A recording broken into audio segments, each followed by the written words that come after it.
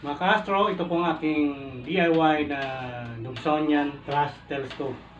Ang aperture nito ay nasa 6 inches po. And then ito po, itong tube na to, saka to, galing po to sa bucket po yan, balde ng coat silver. Andito po siya, ito po siya.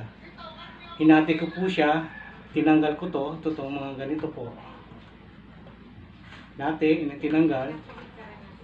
Dahil po medyo malaki naman to, hinati ko ulit siya, in-adjust ko na lang po.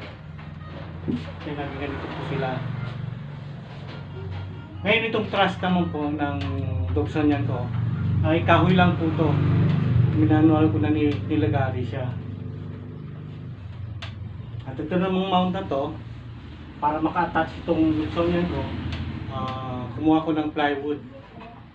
Manipis sa plywood, in-screw ko siya, and then in-screw ko din to, so para makapag-attach po siya. Dobsonian ko.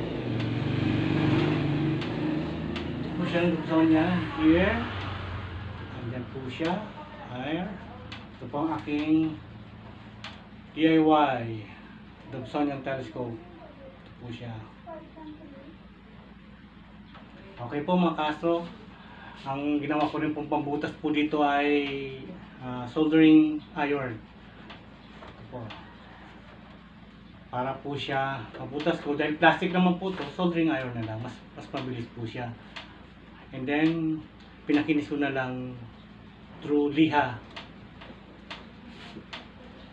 Ito po siya, aking 6 inches na Dobsonian Truss telescope po siya. Truss kasi po, yung tube niyang ito, nasa truss design. And then, mount naman po niya ay pang Dobsonian. Ito po siya. Okay mga ka-astro, ito po ang aking ginawang DIY Dobsonian 6 inches na Dobsonian telescope.